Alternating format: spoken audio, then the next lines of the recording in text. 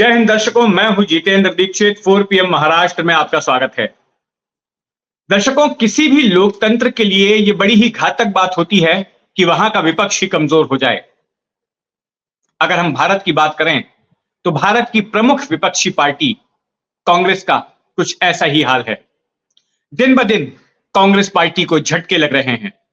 ऐसे चेहरे जो कभी कांग्रेस के स्तंभ माने जाते थे, जिनके बिना कांग्रेस की कल्पना नहीं की जा सकती थी, ऐसे चेहरे भी अब कांग्रेस को छोड़ रहे हैं और विरोधी पार्टियों में जाकर शामिल हो रहे हैं। अगर मैं महाराष्ट्र की बात करूं तो इस साल की शुरुआत से ही महाराष्ट्र कांग्रेस को लगातार झटके दर झटके लग रहे हैं और सबसे ताजा झटका लगा है बसवराज पाटिल की शक्ल में। बसवराज पाटिल महाराष्ट्र कांग्रेस के कार्यकारी अध्यक्ष थे, लेकिन हाल ही में उन्होंने अपने पद से इस्तीफा दे दिया और अब उनके बारे में खबर आ रही है कि वे बीजेपी ज्वाइन कर रहे हैं। बसवराज पाटिल मराठवाड़ा क्षेत्र के एक प्रमुख नेता थे, एक बड़ा चेहरा थे और खास करके लिंगायत समुदाय में उनकी अच्छी खासी पकड़ थी। लिंगायत समुदाय की पड़ोसी राज्य कर्नाटक में बहुतायत है और चूंकि मराठवाड़ा दक्षिण भारत से ही जुड़ा हुआ है, सटा हुआ है, तो वहां पर भी लिंगायत समुदाय की बड़ी आबादी है। और ऐसे में बसवराज पाटिल कई विधानसभा की सीटों पर और 2-3 लोकसभा की सीटों पर अपनी पकड़ रखते थे और उनके पार्टी छोड़ने से जाहिर तौर पर कांग्रेस को एक बड़ा झटका लगा है। मराठवाड़ा में वैसे ही कांग्रेस की स्थिति कमजोर हुई है, क्योंकि मराठवाड़ा के एक दिग्गज नेता अशोक चौहान ने हाल ही में पार्टी छोड़ दी और बीजेपी से जुड़ गए। अगर इस साल की शुरुआत से लेकर अब तक देखें तो कई नेताओं ने कांग्रेस पार्टी को छोड़ा है अलग अलग कारणों से। किसी नेता ने इस वजह से कांग्रेस पार्टी को छोड़ा कि कांग्रेस पार्टी जिस गठबंधन में है, जिस महाविकास आघाड़ी गठबंधन में है, उस गठबंधन के बाकी के घटक दल कांग्रेस पर हावी हो रहे थे और सीट बंटवारे के दौरान कांग्रेस को मन मुताबिक सीट नहीं मिल रही थी, तो इससे वो नाराज हो गए। उनमें एक बड़ी मिसाल मिलिंद देवड़ा की है। मिलिंद देवड़ा ने इसलिए कांग्रेस पार्टी छोड़ दी क्योंकि वे दक्षिण मुंबई की सीट से चुनाव लड़ना चाहते थे, लेकिन जो सीटों का बंटवारा हो रहा था उसके मुताबिक उस सीट पर उद्धव ठाकरे वाली शिवसेना ने अपना दावा ठोक दिया। इस वक्त जो वहां के सांसद हैं उस क्षेत्र के, अरविंद सावंत, वो उद्धव ठाकरे वाली शिवसेना के ही हैं और लगातार 2 बार से उस सीट पर सांसद चुने जा रहे हैं। ऐसे में शिवसेना उस सीट को छोड़ने के लिए तैयार नहीं थी, जबकि मिलिंद देवड़ा का मानना था कि वो सीट पारंपरिक तौर पर कांग्रेस की रही है। उनके पिता मुरली देवड़ा 5 बार उस सीट से सांसद चुने गए और खुद मिलिंद देवड़ा भी 2 बार उस सीट से चुनाव जीत चुके हैं, 2004 में, 2009 में, और 2 बार उस सीट से चुनाव हार चुके हैं, 2014 में और 2019 में। उनको लग रहा था कि इस बार स्थिति उनके पक्ष में जाएगी, लेकिन सीट कांग्रेस को नहीं मिल रही थी। ऐसे में उन्होंने कांग्रेस को छोड़ दिया और चले गए विरोधी पार्टी एकनाथ शिंदे की शिवसेना में।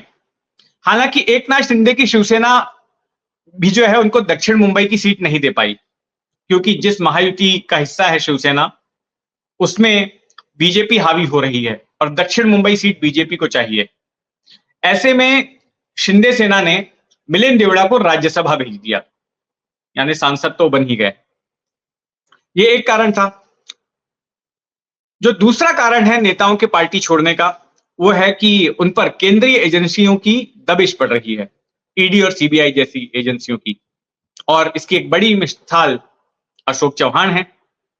अशोक चौहान के बारे में यह बताया जाता है कि उन्होंने इसलिए पार्टी छोड़ दी क्योंकि वो आदर्श घोटाले में फंसे हुए थे। आदर्श घोटाले की सीबीआई जांच कर रही है, ईडी ने भी मामला दर्ज किया। दक्षिण मुंबई में आदर्श इमारत है और उसको लेकर घोटाले का आरोप लगा कि किस तरह से डिफेंस लैंड पर एक रिहायशी इमारत खड़ी की गई और वहां पर सरकार ने जो है, तब अशोक चौहान मुख्यमंत्री थे और उसके पहले जब राजस्व मंत्री थे, तो उन्होंने किस तरह से अपने फेवर में कुछ फैसले लिए,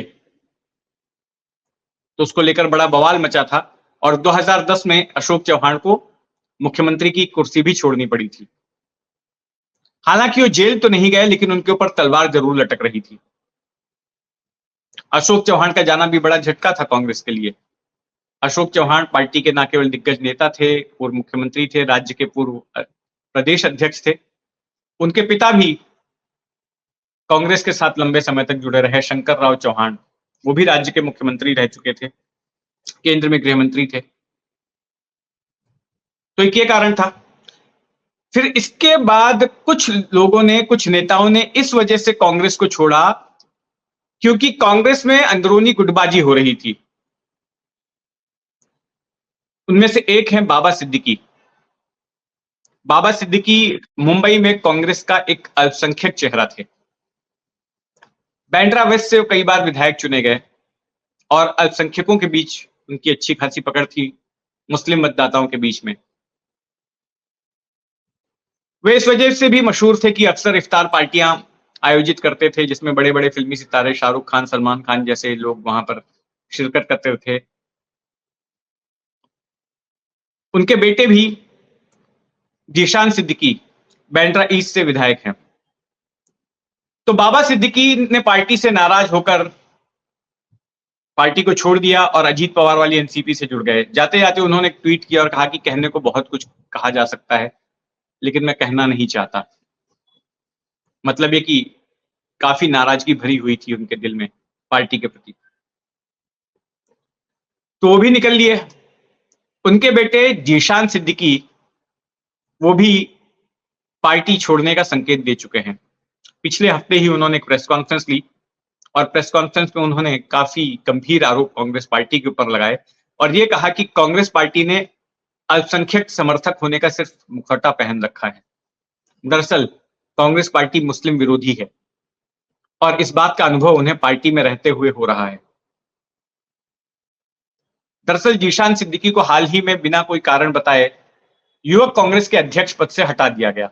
जीशान सिद्दीकी का यह कहना था कि ये कोई नामांकित पद नहीं था, वे चुनकर आए थे उस पद पर, ऐसे में उनको हटाने का अधिकार नहीं था, लेकिन हटा दिया गया।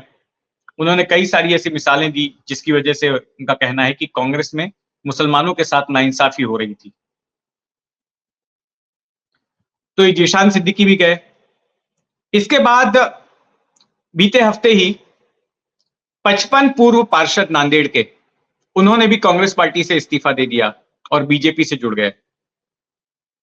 ये भी मराठवाड़ा क्षेत्र में एक बड़ा झटका था कांग्रेस के लिए। और अब उसी मराठवाड़ा क्षेत्र से बसवराज पाटिल जो आते हैं, उन्होंने भी अपने पद से इस्तीफा दे दिया है, एग्जीक्यूटिव प्रेसिडेंट के पद से। अब ऐसे में मामला इस वक्त संवेदनशील इसलिए और भी हो जाता है क्योंकि बीजेपी के एक नेता हैं गिरीश महाजन, जो कि मौजूदा शिंदे सरकार में मंत्री भी हैं। उन्होंने परसों के दिन एक बयान दिया कि फिर से एक बार सियासी भूकंप आने वाला है महाराष्ट्र में इसी हफ्ते।